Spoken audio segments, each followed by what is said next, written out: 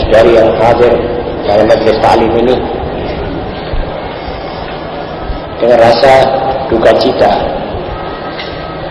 Kita penduduk Kota Bangil khususnya dan umat Islam pada umumnya kehilangan salah seorang ulama dengan meninggalnya almarhum Kiai Abdus Syukur. Karena itu marilah kita bersama-sama sebelum mulai Al-Fatihah ini, mulai pengajian ini, membacakan Al-Fatihah untuk arwah beliau. Wa ila hadratin Nabi Muhammad sallallahu alaihi wasallam Al-Fatihah. Wa nasta'inuhu wa nastahdihi wa nastarshiduh. Wa na'udzu billahi min shururi anfusina wa min sayyiati a'malina. Man yahdihillahu fala mudilla lahu wa man yudlil fala hadiya lahu. Wa asyhadu an la ilaha illallah wahdahu la syarika lahu wa anna sayyidana Muhammadan abduhu wa rasuluhu. Allahumma salli wa sallim wa barik ala sayyidina Muhammadin wa ali sayyidina Muhammad kama sallaita wa sallamta wa barakta ala sayyidina Ibrahim wa ala ali sayyidina Ibrahim fil alamin innaka Hamidum Majid. Amma ba'du, fa inna asdaqal hadithi kitabullah wa khairal hadi hadi sayyidina Muhammad sallallahu alaihi wa sallam. Wa inna syarral umuri muhdatsatuha wa kullu muhdatsatin bid'ah wa kullu bid'atin dhalalah kullu dhalalatin finnar. Saudara-saudara, ini adalah diktat yang mestinya kita bacakan atau kita kaji pada malam Kamis yang lalu. Karena ada halangan, maka tertunda sampai hari ini, sampai malam ini. Diktat ini adalah diktat yang saya telah janjikan, yaitu tentang salat malam, yang pernah saya ditanya oleh salah seorang dan saya jelaskan sampai saya janjikan bahwa akan saya diktatkan itu doanya dan tafsiran dari doanya. Tetapi itu pun belum lengkap, saya kira, kalau tidak saya juga bawakan ibadah ini di dalam Al-Quran. Dan ibadah yang kita akan pelajari ini di dalam sunnah Nabi Muhammad SAW. Sehingga nanti kita akan tahu dari beberapa ayat tentang besarnya pahala tahajud ini. Dan kita akan tahu pula bahwa Rasulullah SAW juga termasuk orang yang tidak pernah meninggalkan salat tahajud, dan justru beliau secara khusus mendapat perintah dan secara diwajibkan atas beliau. Saudara-saudara, banyak orang yang mengatakan bahwa tahajud ini mempunyai arti yang besar buat roh seorang mukmin. Sampai ada orang mengatakan tidak ada seorang mencapai tingkat wali atau menjadi tingkat orang soleh kecuali dia melalui pintu bangun malam dan tahajud ini. Jadi ujiannya atau alat yang menyampaikan seorang kepada gerbang wilayah kewalian adalah tahajud, atau yang dikatakan qiyamul lail. Terserah pada kita, karena kita mungkin masih belum yakin tentang hal ini. Tetapi orang yang sudah menjalani ini, dan para ulama dan aulia mengatakan demikian. Salah satu jalan memasukkan kita ke dalam pintu wali adalah sholatul lail. Apa sebab? Biasanya di waktu malam ini manusia khususnya ada orang sudah biasa bangun. Jadi yang masuk baru mau mulai itu hendaknya sabar melawan ngantuk.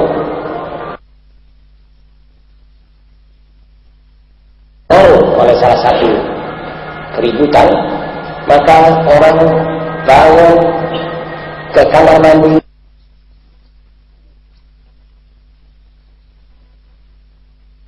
adalah sholatul lail. Apa sebab? Biasanya di waktu malam ini manusia khususnya yang lupa kepada Allah sedang nyenyak-nyenyaknya tidur. Kedua, waktu dewasa itu masih hening. Waktu dewasa itu tidak ada suara, yakni tidak ribut. Di saat-saat itu pikiran kita pun tidak terpengaruh oleh salah satu keributan, maka orang bangun ke kamar mandi, menuju ke sejadah, menghadap kepada Allah dengan doa-doa yang dibaca oleh Rasulullah SAW. Saya sendiri kok seperti yakin bahwa apa yang dikatakan oleh para ulama itu betul. Kemungkinan besar. Tetapi kita dalam soal ini terbagi dua bagian. Ada bagian mesti melatih diri dulu bangun. Jadi bangunnya itu payah. Nanti saya akan tentukan waktunya. Menurut hadis-hadis yang sahih. Ada orang sudah biasa bangun. Jadi yang masih baru mau mulai itu hendaknya sabar. Sabar melawan ngantuk. Sabar bangun dan membangunkan istrinya, sunnah. Nanti akan saya sebut di dalam beberapa hadis yang saya akan bacakan pada saudara-saudara ini. Jadi konklusinya saudara-saudara, untung betul kalau orang ditaufikkan oleh Allah Subhanahu wa taala dicondrongkan hatinya untuk bangun malam ini. Mudah-mudahan setelah kita baca ini, kita semua yang hadir akan mulai menggarap ibadah yang kelihatannya sunnah, tetapi mempunyai arti pelengkap buat roh dan penjernih buat otak. Dan ada lima obat, 5 maslahat yang diterima oleh seorang akibat dari sholat qiyamul lail. Nanti akan diterangkan oleh Rasulullah SAW. Yang pertama, marilah kita baca beberapa ayat dari Al-Quran. Yang pertama, a'udzubillahi minasyaitonir rajim. Wa minal laili fatahajjad bihi nafilatan lak 'asa an yab'atsaka rabbuka maqaman mahmuda. Ayat ini ditujukan kepada Rasulullah SAW. Dan dari malam, dan di waktu malam, bangunlah engkau hai Muhammad. Semoga Allah nanti dengan itu akan membangkitkan kamu di satu tingkat kepujaan yang paling besar. Itu yang dikatakan maqam mahmud buat Nabi SAW. Ulama tafsir sebagian mengatakan itu khusus untuk Nabi SAW. Ulama tafsir yang lain mengatakan khusus tentang diwajibkannya. Tetapi kita, walaupun zahirnya ditujukan kepada Nabi Sallallahu Alaihi Wasallam, namun karena kita diperintah untuk meniru Nabi, maka kalau dia sholat malam, kita juga harus ikut meniru sholat malam. Jadi ada sebagian tafsir juga mengatakan wa minal laili fatahajjad, pertama-tama kepada Muhammad, anta ya Muhammad. Kemudian setelah Nabi Muhammad SAW mangkat, anta ayuhal muslim. Tiap kepala, tiap pribadi, jangan melewatkan kesempatan yang amat penting dan berharga. Gitu kira-kira. Semoga kita nanti akan mendapat tingkatan yang baik, bukan maqam mahmud, tetapi mirip-mirip dengan maqam mahmud dalam arti yang cocok buat pribadi tiap muslim, khususnya di zaman ini.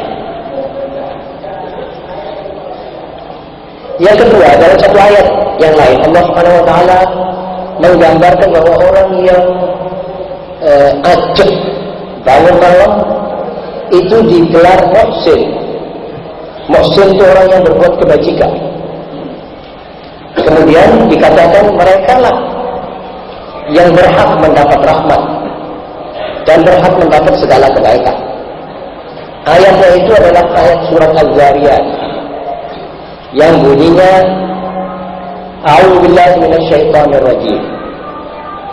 Innal muttaqin fi jannatin wa uyun akhirina ma atahum rabbuhum innahum kanu qabla dzalika muhsinin.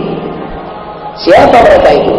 Kanu qalilan minal laili ma yahja'un wa bil ashar hum yastaghfirun. Artinya sesungguhnya orang yang takwa itu mereka kami tempatkan di surga-surga yang indah, di tengah kebun dan taman-taman serta sumber-sumber yang indah. Mereka menerima apa-apa yang telah diberikan oleh Allah sebagai balasan. Karena mereka dahulu di dunia orang-orang muhsin, orang-orang berbuat berkebajikan. Kebajikan mereka itu bangun malam. Sedikit mereka meletakkan pipinya atau mukanya di atas bantal tidur.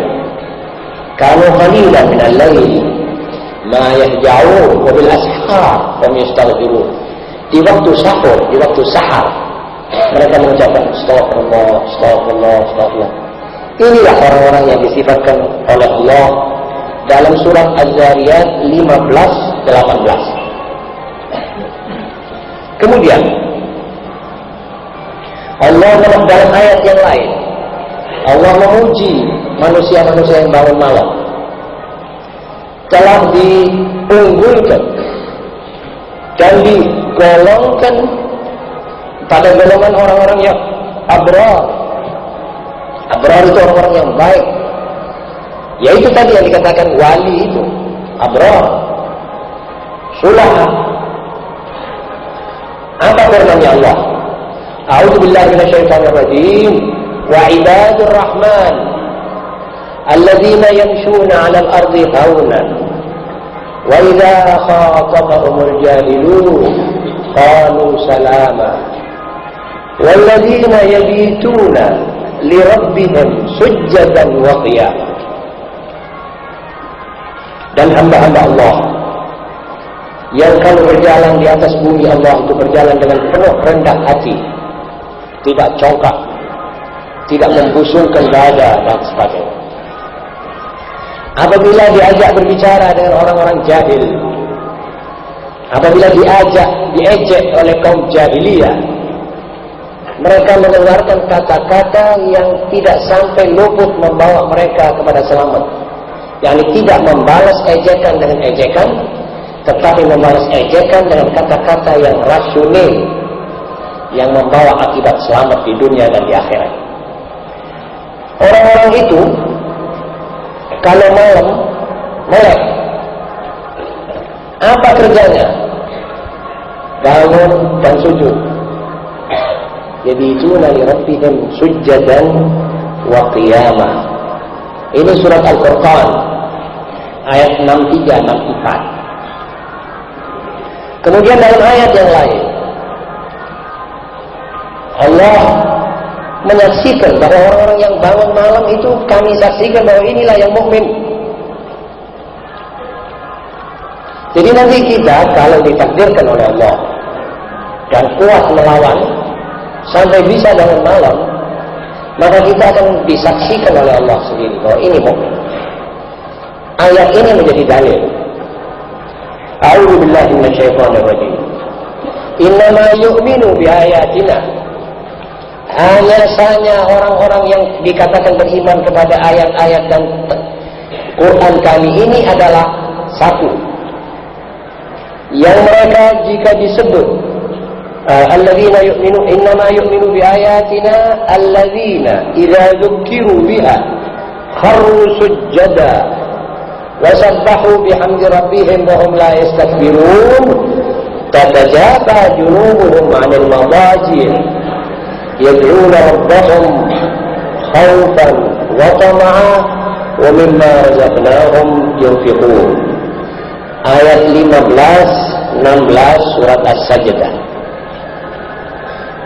Artinya kurang lebih, orang-orang yang beriman itu hanya orang-orang yang apabila disebut atau diingatkan dengan ayat kami dan mendengar ayat-ayat yang ada sujudnya, mereka terus tersungkur sujud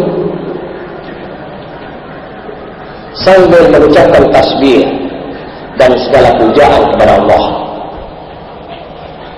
tanpa tersisip di dalam dadanya satu sifat takabur. Dan yang mereka itu di waktu malam,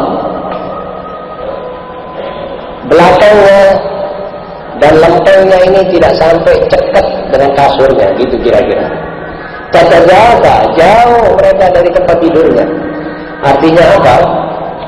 Mereka dalam keadaan berdoa.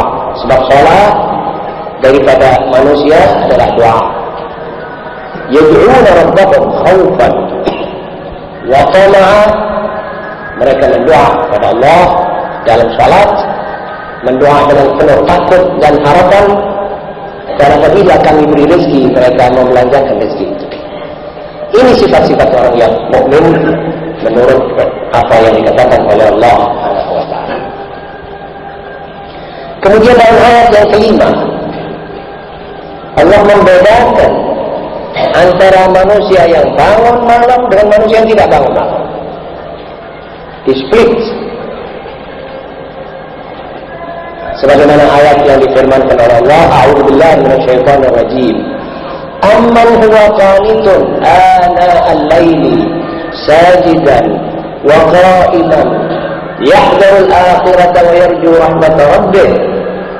Qul hal yastawi alladhina ya'lamuna wal ladzina la ya'lamun? Innama yatadhakkaru ulul albab. Az-Zumar ayat 9. Adakah orang yang bangun malam sambil mendoa sepanjang malam atau sebagian besar dari waktu malam, sambil bersujud dan berdiri, takut pada akhirat, takut akibat-akibat sesuatu yang akan dialami di akhirat apabila ia durhaka, lantas di samping itu ia takut dan mengharap rahmat Tuhannya? Katakan ya Muhammad, apakah sama orang yang berpengetahuan dengan orang yang tidak berpengetahuan? Wahai orang yang berakal yang bisa membeda-bedakan ini. Innama yatadhakkaru ulul albab. Marilah kita semua menjadi orang yang berakal, wahai kaum muslimin. Dan marilah kita bisa membedakan antara nikmat dan nikmat.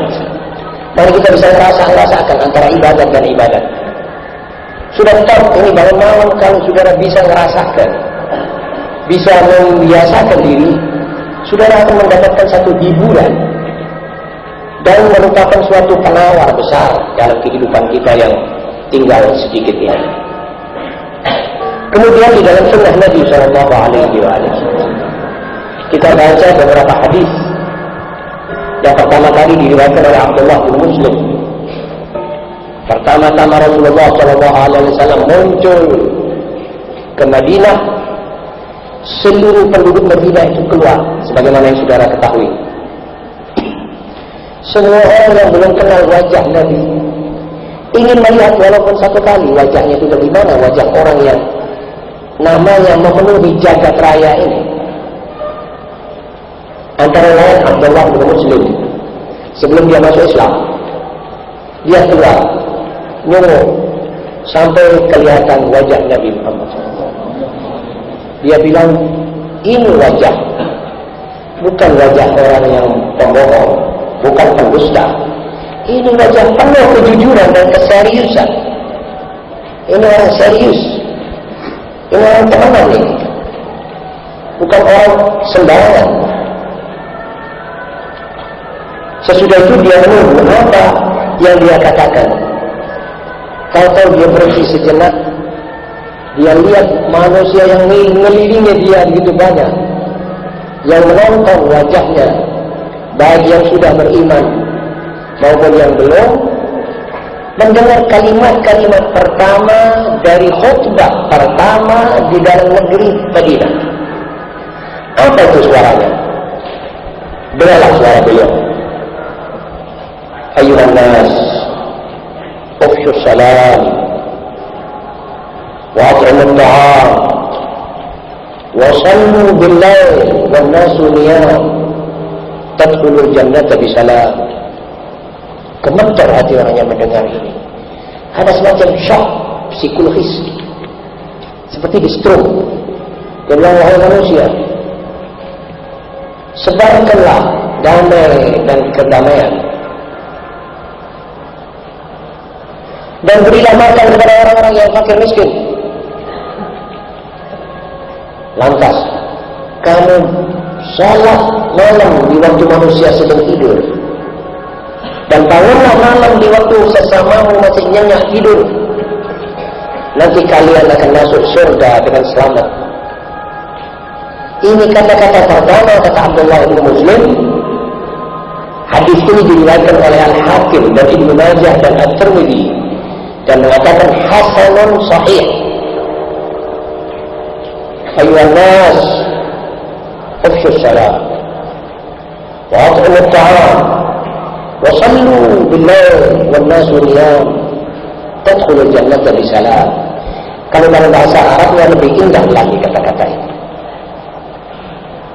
Jadi disisipkan dalam khutbah yang pertama kata-kata bangun salat malam. Kemudian hadis yang kedua diriwayatkan oleh Salman Al-Farisi radhiyallahu taala anhu. Qala Rasulullah sallallahu alaihi wa alihi wasallam, "Alaikum bi qiyamil lail. Fa innahu da'bu salihin qablakum.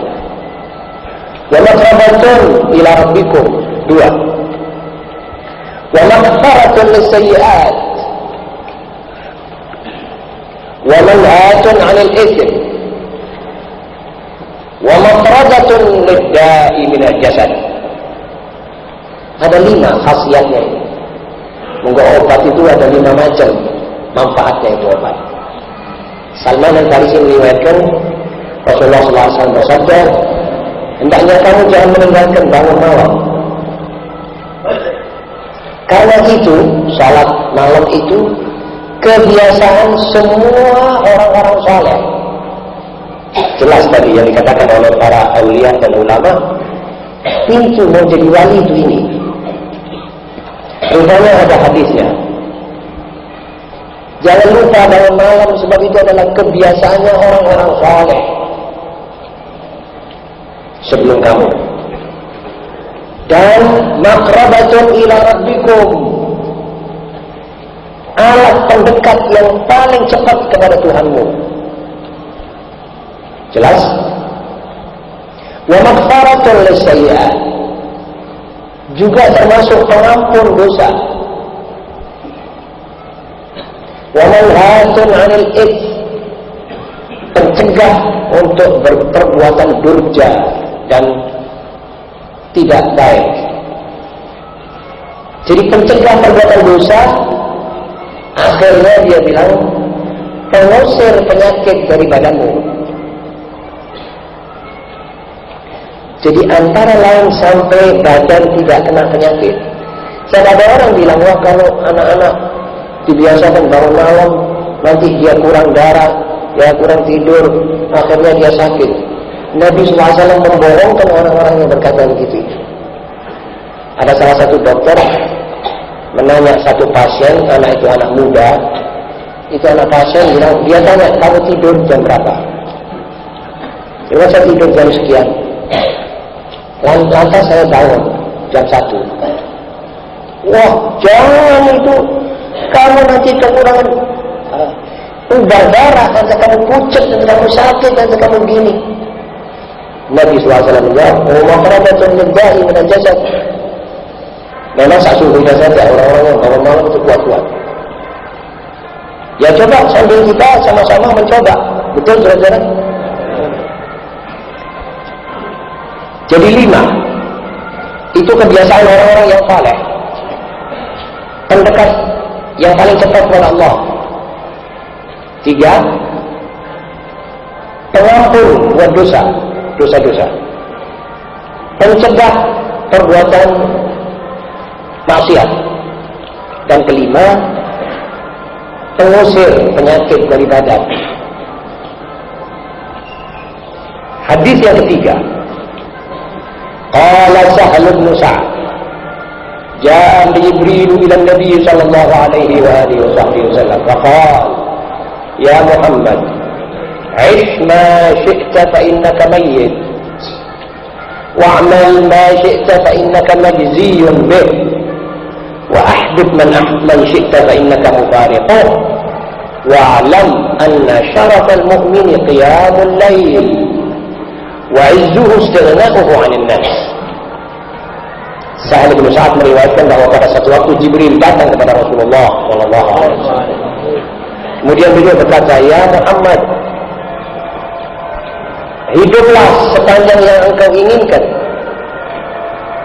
namun engkau pasti mati." 1. Wa'mal ma syi'ta fa innaka majziyun bihi. Kerjakan apa yang kamu maukan, tapi harus kamu ketahui bahwa itu pekerjaan akan dibalas. Kalau baik mendapat kebaikan, dan kalau tidak baik akan mendapat tidak baik. Yang ketiga, ahdud man syi'ta fa innaka mufariquh. Cintailah sebarang orang yang sebagaimana kamu suka, namun ketahui bahwa cintamu itu akan berkesudahan dengan perpisahan. Kamu cintai duit, kamu akan berpisah dengan duitmu. Atau duitmu meninggalkan engkau lebih dahulu, atau kamu meninggalkan itu duit buat ahli warismu. Perpisahan pasti. Engkau cinta suami, suamimu akan berpisah denganmu. Mau pisah dengan cerai atau pisah dengan maut. Engkau cinta anak, begitu juga. Engkau cinta istri, demikian juga. Akhirnya Jibril berkata, dan ketahuilah hai Muhammad, bahwa kemuliaan seorang mukmin bangunnya dia di waktu malam. Syaraful mukmin qiyamuhu bil-lail wa 'izzuhu istighna'uhu 'anil nas. Dan kehormatan seorang mukmin adalah dia tidak menada kepada orang. Ini mukmin terhormat. Jadi kalau kita bilang saudara-saudara yang terhormat adalah yang tidak menada kepada orang, menada kepada Allah. Nanti Allah menggampangkan hatinya orang semua untuk berhubungan sama dia dan dia jadi kaya. Betul saudara-saudara? Dan kuncinya hati di tangannya. Jadi ada 5 pesanan Jibril. Ya Muhammad, engkau mau hidup berapa lama? Itu kira-kira. Aish ma syi'ta. Engkau boleh hidup sesuka hatimu, namun ketahui bahwa engkau akan mati. Engkau mau berbuatlah, namun ketahui bahwa perbuatanmu akan diganjar. Engkau akan mencintai, silahkan, tetapi engkau harus mengetahui bahwa percintaanmu akan tertutup oleh perpisahan. Dan ketahuilah bahwa kehormatan seorang muslim, mukmin, bangunnya dia di waktu malam, dan kehormatannya kalau dia tidak menada kepada orang lain. Artinya dia merasa cukup. Hadis yang ketiga ini tadi cukup pula menggambarkan masalah bangun malam. Kemudian sekarang kita harus mengerti juga adabnya bangun malam. Toto kromonya orang bangun malam itu, aturannya, supaya kita tidak menyimpang dari apa yang kebiasaan Nabi Muhammad SAW. Pertama,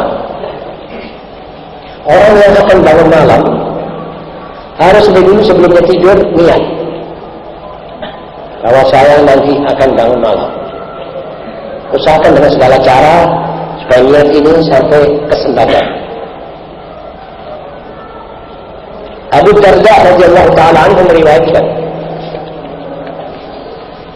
"Man ata firasha wa huwa yanwi an yaquma fa yusalli min al-lail fa ghalabathu 'aynuhu hatta yusbih kutiba lahu ma nawa wa kana nawmuhu shadaqatan 'alayhi." Barang siapa yang akan bangun malam, akan mapan tidur dengan niat bahwa dia akan bangun untuk sholat malam, kemudian dia luput tidak bangun karena kebabas, maka tidurnya itu direken ibadah oleh Allah. Sebab lebih dahulu ada niat,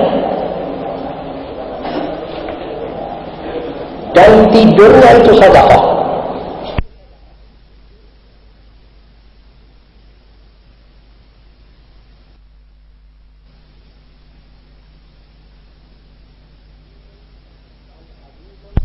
Dan haditsun sahih.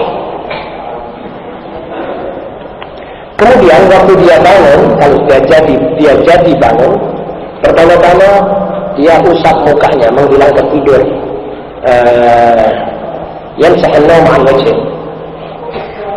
Kemudian dia kumur siwak dulu.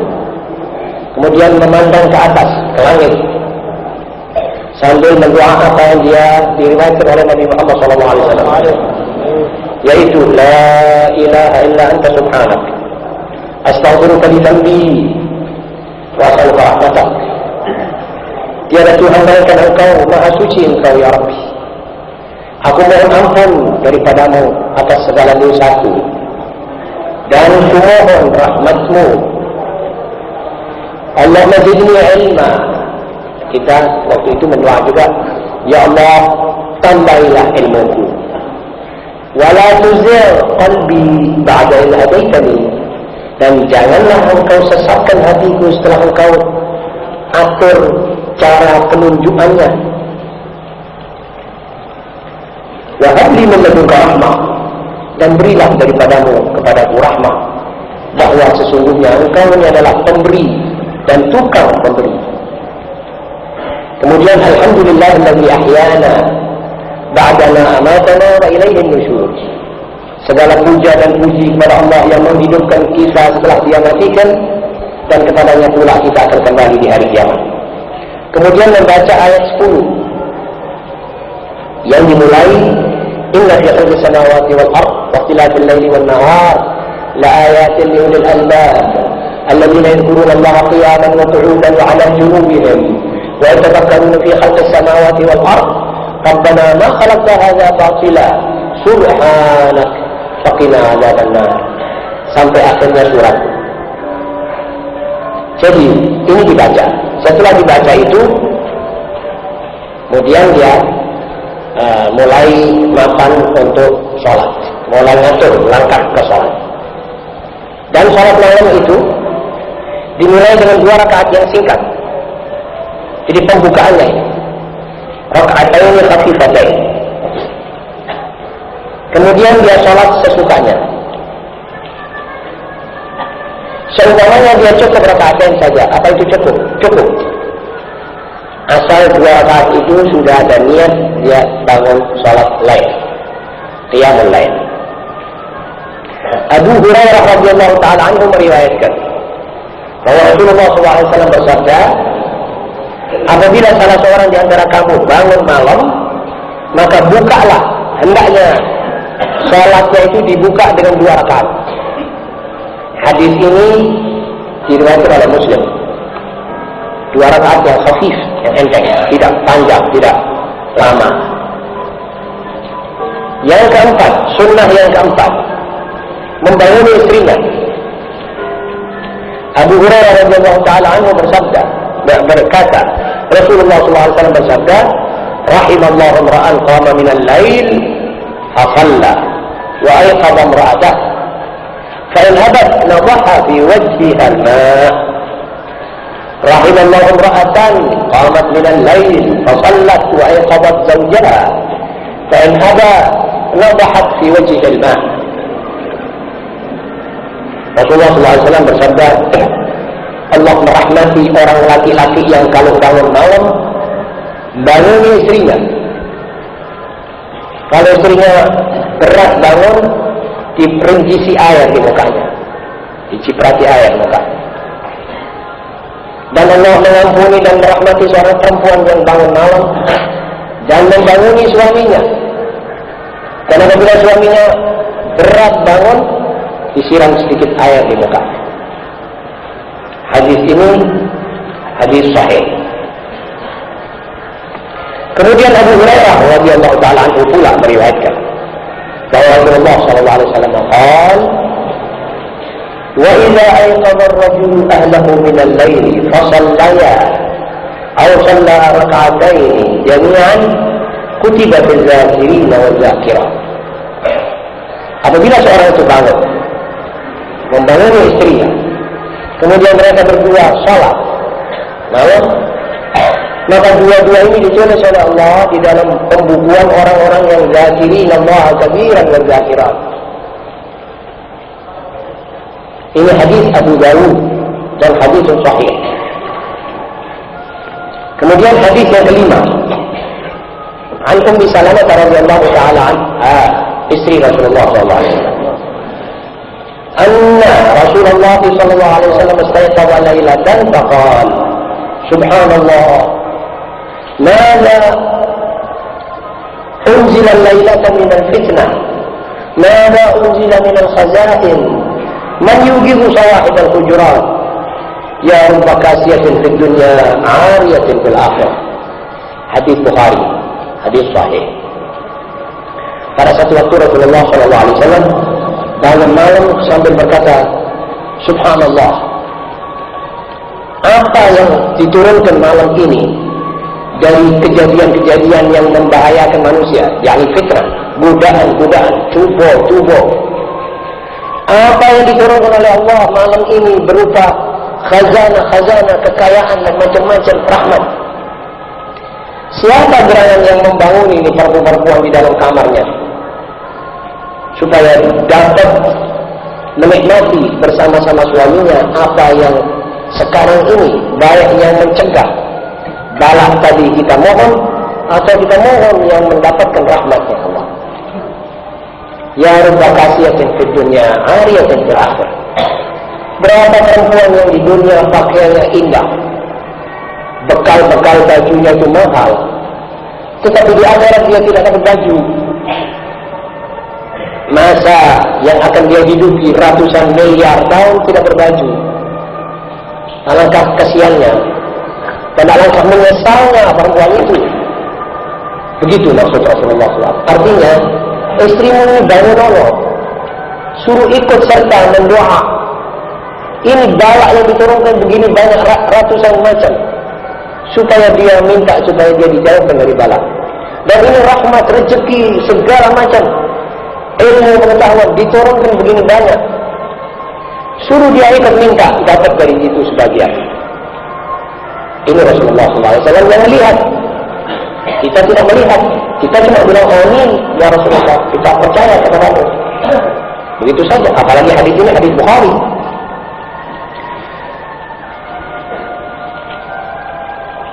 Kemudian dari adab qiyamul lail, dari tataan bangun malam, kalau sudah terlalu ngantuk jangan diteruskan, suruh tidur. Ini juga ini aturan Rasulullah SAW. Qala Rasulullah SAW, "Idza qama ahadukum min al-lail fasta'jala al-Qur'an 'ala lisanihi aw fastu'jima al-Qur'an 'ala lisanihi falam yadri ma yaqul falyaqja." Kalau di antara kamu ada orang yang bangun malam, kemudian dia ngantuk sehingga Quran itu tidak bisa dibaca, dan kalau dibaca tidak bisa didengar apa yang keluar dari mulutnya karena ngantuk, sudah dia mesti rebah, dia mesti ngeleset dan tidur. Jangan dipaksa. Pertama nanti kemungkinan dia berdoa kepada dirinya sendiri tidak baik. Dan orang dalam keadaan bainan naum wal yaqظah, antara tidur dan jaga, ini orang doanya tidak bisa diharapkan baiknya. Yang keenam, an-la yashqa 'ala nafsihi. Dari adab qiyamul lail, jangan memaksa dirinya. Sebab Allah itu tidak bosan memberi pahala. Tetapi yang bosan itu nanti kita. Innallaha la yamallu hatta tamallu. Tidak pernah Allah bosan memberikan kepada hamba-Nya pahala atau kepada yang memohon diberinya apa yang diminta. Tak pernah. Tapi kita lantas berhenti bosan kita. Kebanggaan. Karena itu saya menasihati, kalau saudara mau mencoba, buat yang ingin mencoba, jangan sholat puluhan rakaat. Sholat 2, 4, lantas 6, 7, atau sudah 11, 10. Habis 10, 1 rakaat witir. Cukup. Atau 2 saja, dan ambil 1 witir, tidur kembali. Ini hemat. Jadi besok malam kita bangun dengan syok, dengan rasa rindu akan ketemu lagi dengan Allah SWT pada waktu-waktu itu. Nanti kalau kita sudah biasa bangun jam tertentu, akhirnya sudah sampai jam itu kita mesti ngelilin dan sudah menjadi biasa. Pertamanya mesti sedia waker jam membangun, atau ada orang yang bisa di TV atau baca akhir surat Al-Kahfi, innal ladzina amanu wa 'amilus shalihati kanat lahum jannatul firdausi nuzulan, sampai akhirnya. Lalu dia bilang pada malaikat yang menjaga ayat ini, ya malaikat penjaga ayat ini, wahai penjaga ayat ini, bangunin saya jam sekian. Terserah pada saudara, jam 1 atau jam 2 atau jam 3 atau jam 12, itu nanti saudara waktu itu pasti bangun. Mungkin saudara bangun kalau tidak sedar, tidur lagi, tapi bangun. Hadisnya, khudhu minal amali ma tutiqu. Laksanakan amal ibadatmu ini sekuat tenagamu. Jangan kamu paksa lebih daripada kemampuan jasadiyahmu. Sebab apa? Sebab Allah tidak bosan. Allah la yaqta'u thawab hatta taqta'u antum min ibadah. Kamu yang memutuskan ibadahmu. Kalau Allah tidak pernah memutuskan pemberiannya. Betul saudara? Jadi Allah tidak bosan memberikan kamu hadiah, tapi kamu yang nanti akhirnya bosan minta. Jangan sampai bosan, kira-kira. Kemudian Ummu Salamah juga meriwayatkan bahwa Rasulullah SAW ditanya, amal apa yang kamu disukai oleh Allah? Dia bilang, amal yang wajib, walaupun sedikit.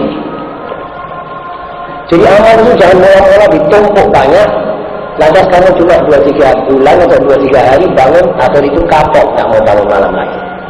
Jadi wajib tapi sedikit, 2 rakaat, 2 rakaat, 2 rakaat terus. Afdal. Afdal dari 11 tapi tidak aja.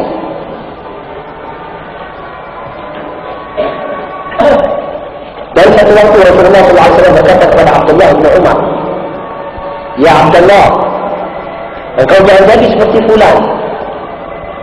Dia pernah bangun malam, kemudian dia ditinggalkan karena dia bosan.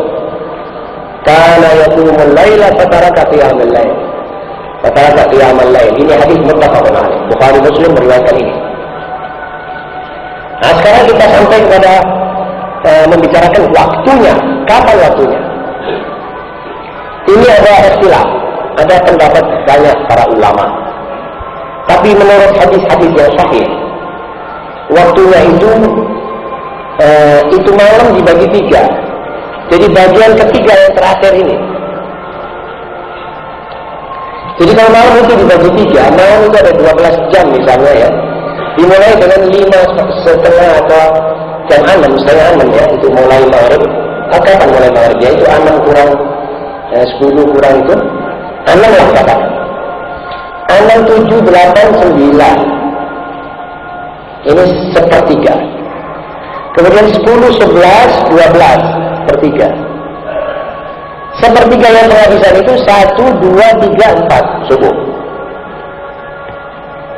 Jadi waktu sepertiga yang terakhir itu afdal. Jadi mulai jam 1 atau 2 atau 3, yaitu 4 itu, setengah 4 itu sudah mulai sahur, waktu sahur. Itu juga wafil ashari wa bil asharihum yastaghfirun, yaitu nggak bisa. Banyak ulama memilih sepertiga yang ketiga. Jadi sepertiga. Jadi kalau malam itu dibagi 12 jam, bagi 3, dimulai jam 6, 7, 8, 9, kemudian 10, 11, 12, 1, 10, 11, 12, 1, terus 2, 3, 4. Tadi kita 6, 7, 8, 9. Dan 10, 11, 12, 1. Nah, yang terakhir ini 1 atau setengah 2, setengah 3, setengah 4. Itu sudah subuh.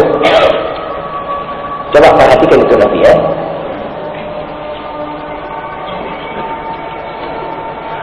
An Abi Hurairah radhiyallahu ta'ala anna Rasulullah sallallahu alaihi wasallam qala yanzilu rabbuna tabaraka wa ta'ala kulla lailatin ila sama'i dunya hatta yabqa thuluthul lail al-akhir fayaqulu man yad'uni fa'astajibu lahu man yas'aluni fa'utihi man yastaghfiruni fa'aghfir lahu.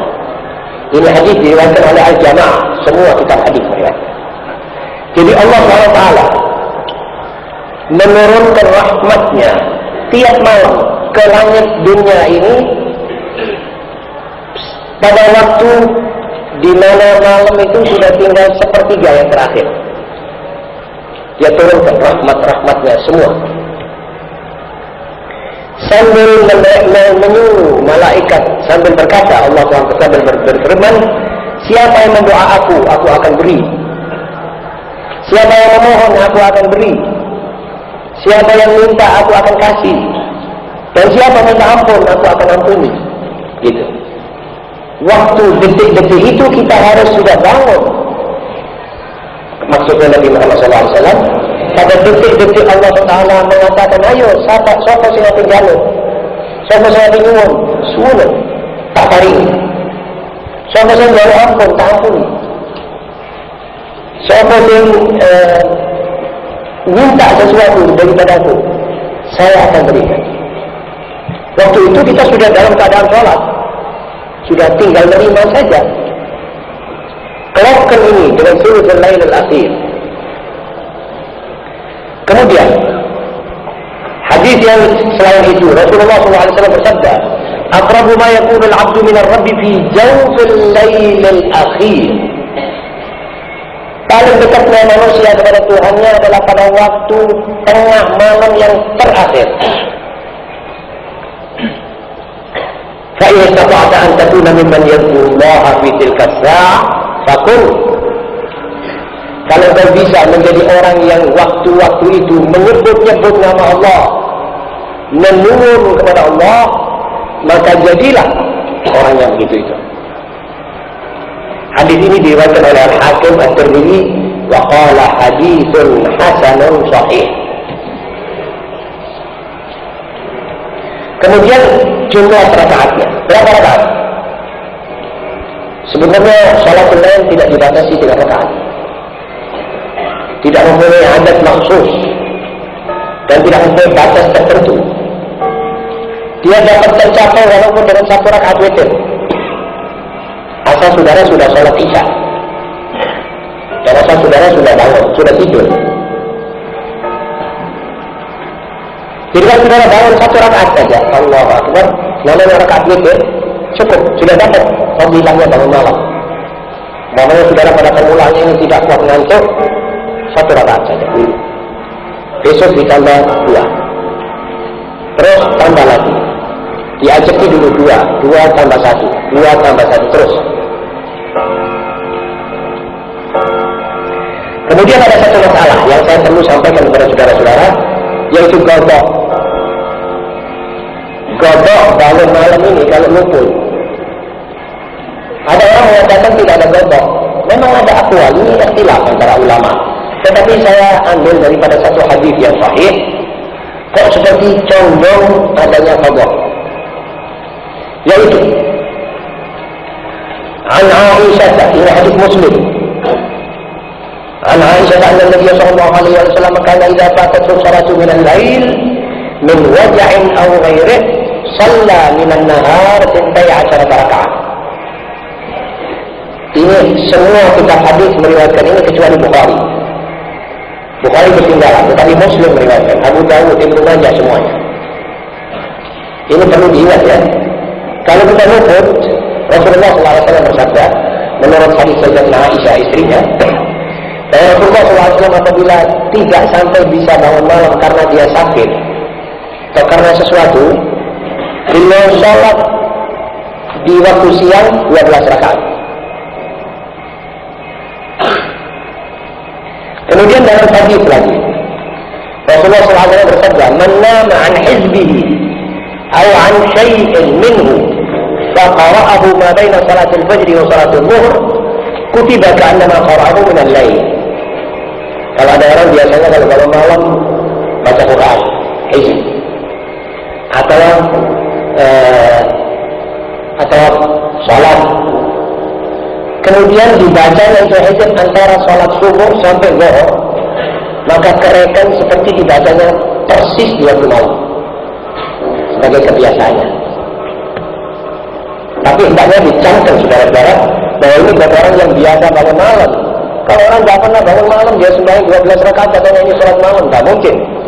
Ini kalau luput bangun malam karena satu waktu dia pilek tidak bisa bangun, atau capek tidak sampai terbangun, dia sholat 12 rakaat sebagai ngoboi ketinggalannya sholat malam itu. Dan ini telah dikerjakan oleh Rasulullah SAW dalam hadis-hadis yang mutlak benar, sahih. Walaupun di dalam soal ini masih juga ada ikhtilaf antara para ulama. Lantas kita tinggal pilih saja mana yang kita pilih. Saudara-saudara, setelah saya terangkan begini panjang mengenai muqaddimahnya, marilah sekarang kita mulai masuk dalam kitab yang ada di dalam saudara ini. Kita baca bersama. Ini doanya. Jadi kalau sudah ada sholat, kita berdoa. Doanya ini ada sebagian ulama yang mengatakan dibaca sebelum sholat, waktu bangun melihat langit itu. Jadi kan kita tadi waktu bangun itu wudu terus melihat di atas inna fi khalqis samawati wal ardh dengan doa-doa yang tadi. Dengan ini sekali dibaca. Ada sebagian mengatakan. Ada sebagian mengatakan tidak, ini dibaca sesudah sholat. Isinya demikian. Allahumma lakal hamd.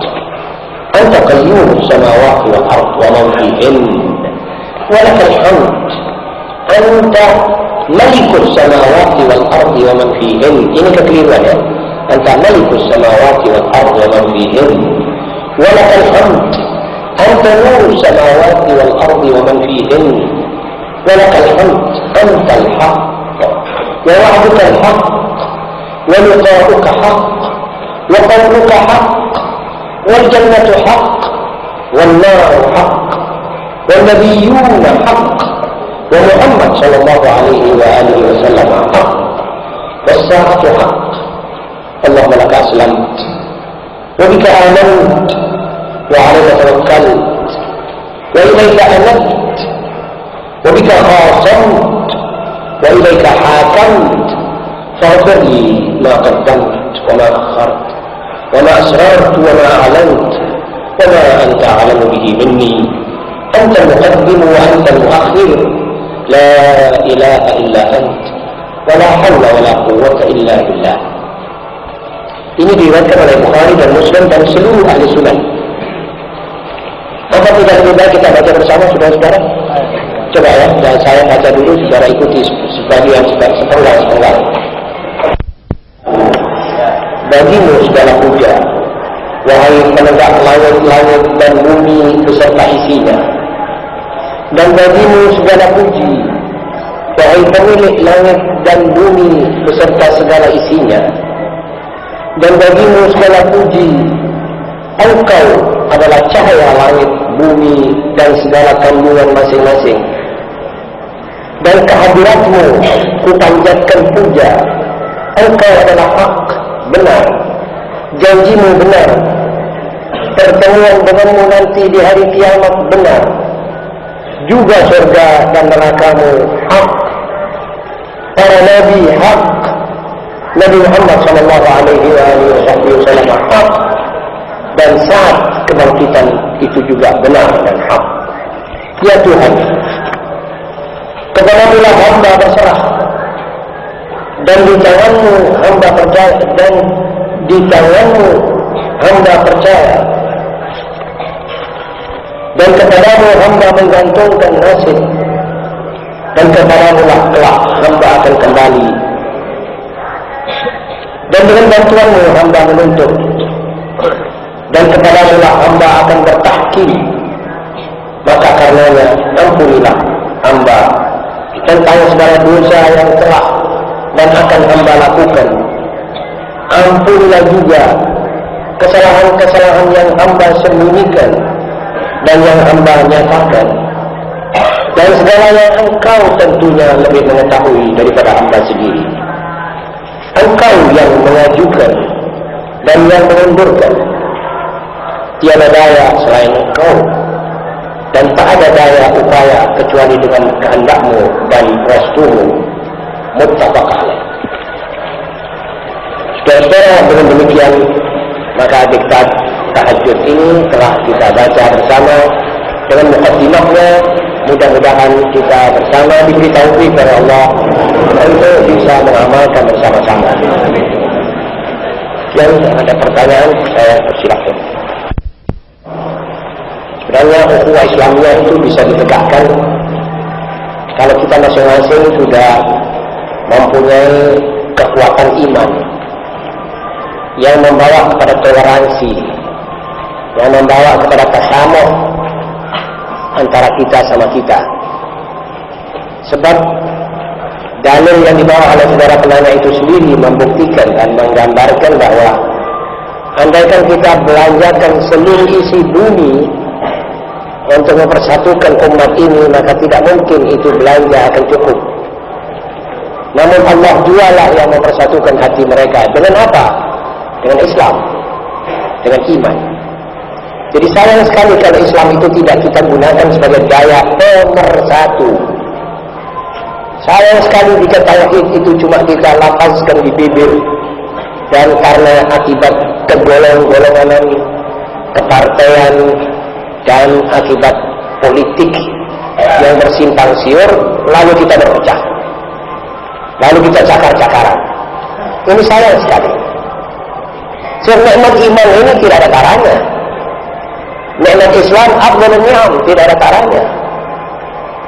Siapa yang tidak tahu bahwa perpecahan antara umat Islam sama dengan merobek-robek dadanya Islam itu sendiri? Sebab Islam akan tidak mempunyai kekuatan kalau Islam itu manggon di dadanya umat yang bercakar-cakaran. Di mana Islam punya kekuatan? Dalam persatuan umatnya ini. Di mana Anda akan mengicipi dan merasakan nikmatnya orang menjadi Islam? Ya kalau saudara sudah bersatu, sudah bersama-sama mempunyai satu pikiran, bersama-sama jalan menuju kepada Allah, bersama-sama kurban karena Allah, bersama-sama senang karena mendapat rahmatnya Allah. Baru ke situ.